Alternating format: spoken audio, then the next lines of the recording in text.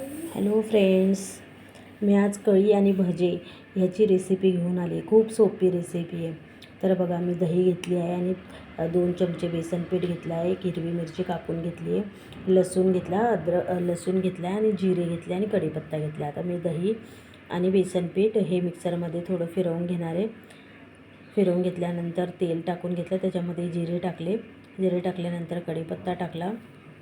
कढीपत्ता टाकून घेतल्यानंतर मी लगेचच मिरची आणि लसूण त्याच्यामध्ये फ्राय करून घेणार आहे आणि जरा हलवून मग त्याच्यामध्ये हळद टाकायची आणि मग खूप छान बघा, छान फ्लेवर आल्यावर ते दही आणि ते मिश्रण आपण मिक्सरमध्ये वाटून घेतलं होतं ते टाकायचं. खूप छान कढी होते. तुम्ही एकदा करून बघा, खूप छान होते आणि मला कमेंट नक्की करा.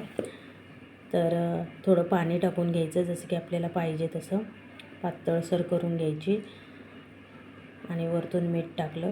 वाव, किती छान झाली बघा. आता मी भजे करण्यासाठी बघा, कांदा आणि मिरची कापून घेतली. त्यामध्ये मी ओवा, मीठ आणि हळद टाकलेली आहे बेसन पिठामध्ये आणि मी भजे काढून घेते.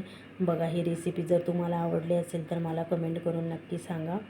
खूप छान होते आणि उन्हाळा पण चालू आहे, त्यामुळे आता दही वगैरे हे थंड पदार्थच खायला पाहिजे. त्यासाठी बघा, ते रेडी झालेली आहे. आता त्याच्यामध्ये मी भजे टाकले. किती सुंदर, वाव, छान.